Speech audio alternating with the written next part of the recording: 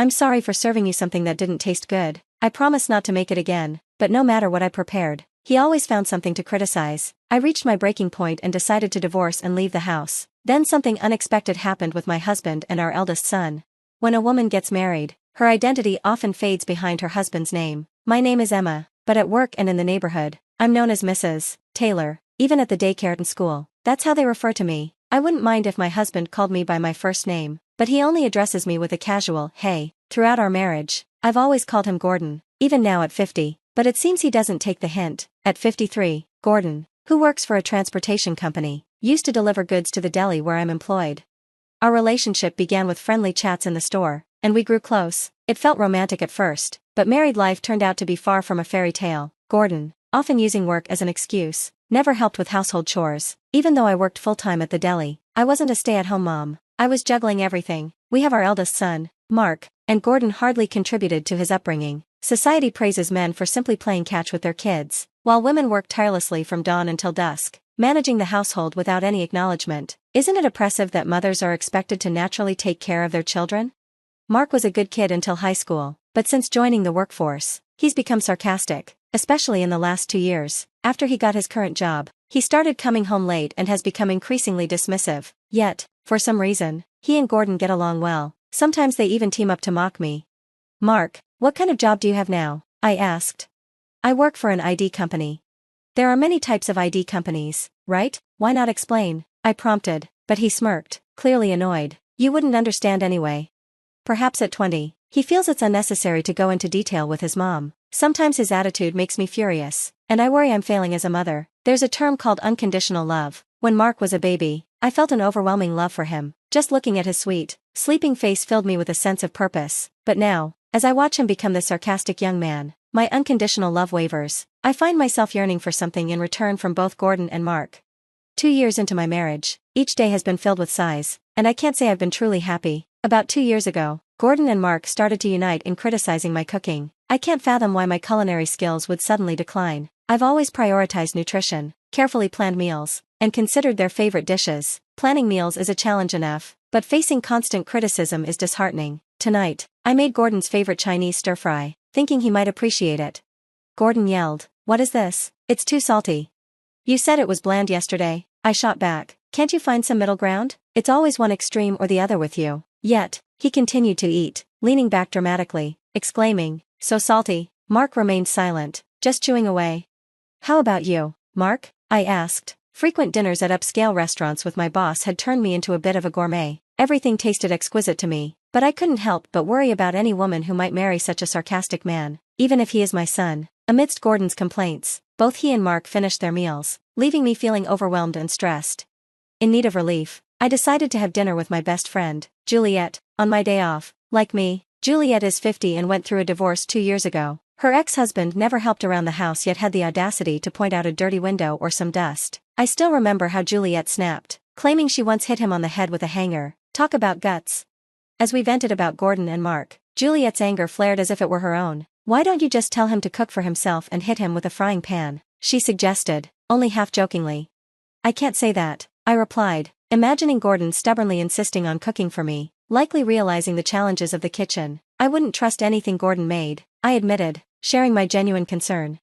"Since becoming single, I've noticed a surge in attention at work. It's your life. Are you living just for your husband and kids?" Juliet questioned, radiating confidence. "You're only 50, Emma." "I'm already 50, don't give up because of age. 50 is when life truly begins." Her words struck a chord. Male colleagues have been asking me out for dinner lately, perhaps because I'm now single. If a guy is also single, it doesn't seem to be an issue. Juliet, with her bright aura, embodies confidence and positivity. She's the perfect mother and wife, someone who puts her kids first, her husband second, and herself last.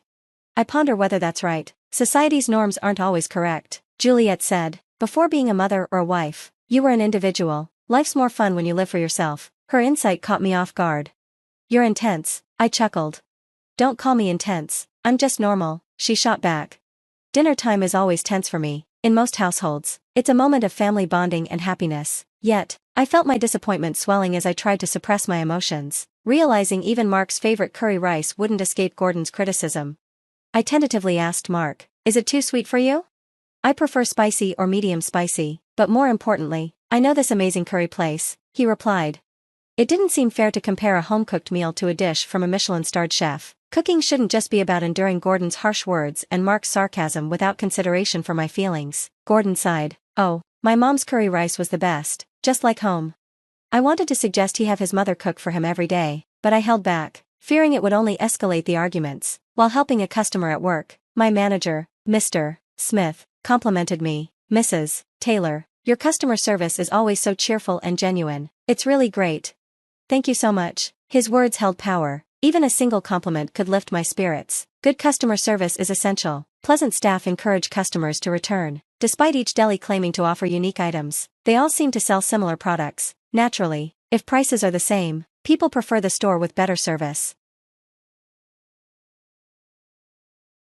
Mr. Smith, 54 and single, didn't appear to be divorced, nor did he seem opposed to marriage. Standing tall at 6 feet, he exuded charm and was a true gentleman, especially appealing to the younger female staff. Being single in your 50s didn't diminish attractiveness. Perhaps his standards were exceptionally high, or maybe he had once experienced a passionate love affair that lingered in his memory. His mysterious aura only fueled rumors, making him even more intriguing to the ladies.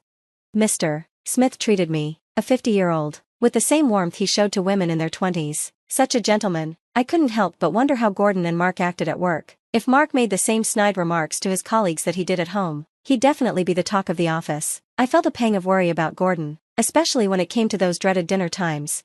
As I got home, I found Gordon and Mark glued to the TV, engrossed in a show about family restaurant staff competing with their best dishes, judged by renowned chefs. As I casually watched, Gordon quipped, "Doug, have you ever thought about going on that show?" "Why would I do that?" "Just to bomb spectacularly," Mark chimed in, laughing at his father's joke. "They'd probably say, 'Are you trying to kill me with this?' and toss you a rejection card. That would be epic." How about we order pizza tonight?" I suggested, trying to steer the conversation away from criticism. "Pizza? I'm in the mood for hamburger steak," Gordon declared. "Like Takeo from that family restaurant," Mark added, grinning. Seeing my rare defiance, Gordon's expression shifted. "What's with the attitude? Even I have my limits, you know." Mark joined in on the laughter, belting out the chorus of "I Want You Back." "What's I Want You Back? Don't you know anything?" I retorted, feeling increasingly isolated and lonely. Juliet's face flashed in my mind, and the word divorce drifted through my thoughts. After work, Mr. Smith called me over. "Emma, sorry, Mrs. Taylor," he corrected himself. I smiled at Mr. Smith and said, "If you want to call me that, it's fine." For a fleeting moment, a forgotten thrill washed over me like a love song playing softly in my mind, but I quickly pushed it aside. Life isn't that sweet. It rarely goes according to plan. As expected, Mr. Smith wanted to discuss work, not dinner. Actually, there's talk of our store making a TV appearance. It's a show where family restaurants and delis showcase their signature dishes, and a chef judges them. I know it well. My husband and son watch it regularly. The theme is lunch combos, and there'll be an internal tasting session to choose who represents the store on TV. We're thinking of having you, Emma, take that role. I was taken aback and immediately declined. My husband and son criticize my cooking every day. Mr. Smith paused to think, do they ever leave food on their plates? No, they always finish it. I have a friend who, no matter how good the restaurant, always says, "You're satisfied with this? I know better places." Really? Maybe Gordon and Mark are like that. We need someone who cooks every day. Would you consider creating a menu for us? The responsibility felt overwhelming, and I hesitated, but a part of me longed for the challenge. I wanted feedback from people other than Gordon and Mark. So, taking the plunge, I crafted a lunch combo. The company's top executives tasted it and unanimously approved my dish. While my colleagues were thrilled, I felt a mix of shock and resentment toward Gordon and Mark. Despite their daily criticisms, everyone else loved what I made. I couldn't understand why they belittled my cooking. Was it all just for fun? Furious, I left work early and stopped by the city office, not mentioning my selection for the TV show to Gordon and Mark. Tonight's dish was shrimp scampi. For some reason, there were 2 cards on the table labeled pass and fail. After tasting a shrimp, Gordon and Mark exchanged glances and simultaneously raised the fail card. "This is clearly a miss. I'm disappointed in this shrimp," Gordon said. Were they pretending to be judges? Was it amusing to mock someone? I snatched the cards and confronted them. "You both fail as a husband and a son. What's your deal?" "I'm sorry for serving you bad food. I won't do it again," I said, glaring at them. I had reached my limit with their constant negativity. I placed divorce papers on the table and announced, "I'm filing for divorce." Wait, you can't just," Gordon stammered. I've waited for 25 years. I can't wait any longer. 25 years? Okay, maybe not exactly that long, but I've been patient for the last few years. I can't take it anymore. I'm leaving this house, I declared. Gordon, taken aback, tried to laugh it off. It's kind of like a camera, right? That's an old reference. Where's the L in camera? He joked, pretending to search for the letter. Mark warned him. Dad, she seems serious. Really? I affirmed, resolute in my decision. Congratulations, you won't have to eat bad food anymore. In a whirlwind of change, I quickly moved out and began living on my own. Juliet's support was invaluable. Free from the burden of my thoughtless husband and oblivious son, I could focus on my job. Perhaps when life shifts, many things start to change. The company asked me to appear on TV. No way, I can't do TV. You should get someone younger and prettier. That's how it works, I protested. Most people only get one chance at TV in their lifetime. While part of me was eager, I was worried about how I'd look on screen. The show would have the chief judge ask detailed questions about the dish, and if I wasn't the one who made it, I wouldn't be able to answer. Eventually convinced by Mr. Smith and the executives, I reluctantly agreed to the TV appearance. I didn't tell Gordon and Mark. I had blocked their calls and had no intention of reaching out. Of course, I confided in Juliet about the upcoming show. She was shocked and exclaimed, I want to be on it too. With teary eyes and a nervous heart, I appeared on TV alongside Mr. Smith. It was my first time, and my heart raced as I watched the stern-faced chef silently taste my lunch combo. I felt like apologizing before the judgment even began. This bolognese has Worcestershire sauce, ketchup, and instant coffee, the chef remarked. Finally, it was judgment time. I prayed silently as the judges unanimously raised the pass card. They praised my dish as delicious and perfect. I high-fived Mr. Smith, blushing with joy. I hoped it wasn't a dream. After that, I got involved in product development and received a raise. Was it luck that everything turned around after escaping a rude husband and a sarcastic son? 3 months after the divorce, Mark visited the store. He had bulked up like a football player, which surprised me. What happened to you? I asked. I've been eating out a lot lately, he replied. Before I knew it, I looked like this. Serves him right. It's probably karma for mocking the food that a top chef praised, I thought to myself. I saw you on TV, Mark said, his voice filled with disbelief. I shrugged, saying, oh, please. Come back, Mom, he pleaded. Grow up, you're 25, handle it yourself, I shot back, coldly. If you don't want to be with Dad, learn to be independent, don't come here again, I spoke firmly, shocking Mark with my resolve. He left, and the next day, as I placed an umbrella stand outside the store, a massive figure approached. Emma, who are you? He demanded. Don't play dumb, I replied. It was Gordon, but he had gained a significant amount of weight. Because of you, I've been eating and drinking at pubs every day. Before I knew it, I couldn't move. You have no right to call me that anymore. Gordon tried to laugh it off. Emma, please come back. At this rate, Mark and I will turn into Crusher Blackwell. Crusher? What? You don't know who Crusher Blackwell is? He was a 215-kilo wrestler, Gordon explained, his jokes devoid of any real remorse.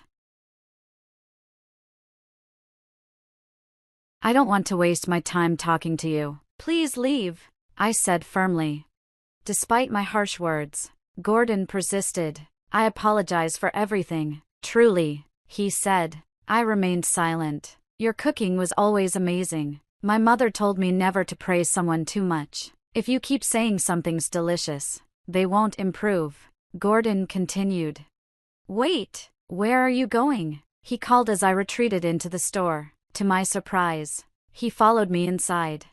Wait, we were in the middle of a conversation, he protested. I have nothing more to say. If you persist, I'll call the police, I warned him. The police? Gordon looked around dramatically. Why bring the police into a marital issue? We're not married anymore. Just give me one more chance. Please, he begged. Please leave, I insisted. Just then, Mr. Smith emerged from the back. I've called the police. Maybe you should leave, he suggested to Gordon. Who are you? Gordon demanded. I'm the manager of the store. Why are you intervening in a marital dispute? Mr. Smith replied. We are not a couple, he clarified, gesturing between Gordon and me.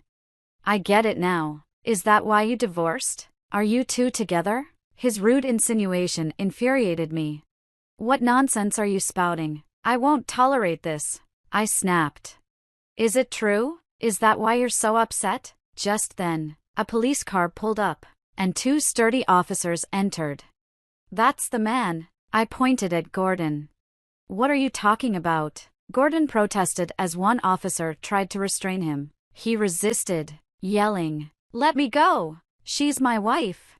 "I don't know this giant," one officer said, bewildered. "We'll discuss this at the station." The other officer was equally taken aback. Had Gordon become so strong as a wrestler? Overwhelmed by jealousy, Gordon's face twisted into a terrifying scowl as he grabbed one of the store umbrellas. I was taken aback, but Mr. Smith bravely stepped in front of me, arms outstretched, trying to defuse the situation.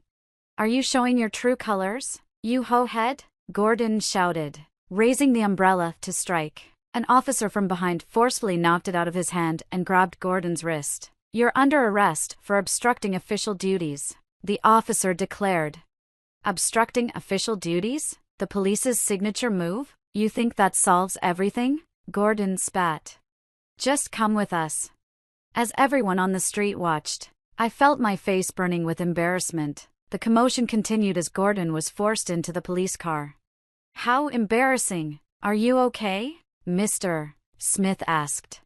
"I'm fine, thank you. If you ever need help, just let me know," I replied, grateful for his comforting words. "You're very kind," Mr. Smith remarked.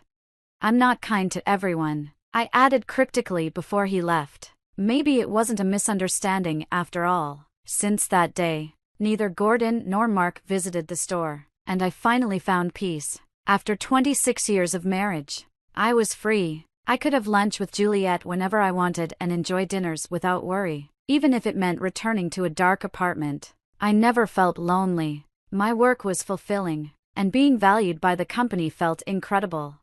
One day, Mr. Smith approached me. "Emma, do you like musicals?" he asked. "Musicals? I love them," I replied enthusiastically. "I got 2 tickets. It's easy to watch a movie anytime, but a play has a fixed date," Mr. Smith explained. Memories of my youth resurfaced, and my heart raced. Maybe it wasn't a misunderstanding after all. "I would love to go," I said, smiling. "Great, I'll take the tickets and go with a friend," Mr. Smith suggested. "What? Just kidding. How about a nice dinner afterward?" he added, seeing my relieved expression. Life is unpredictable. Now, I'm embarking on a second youth.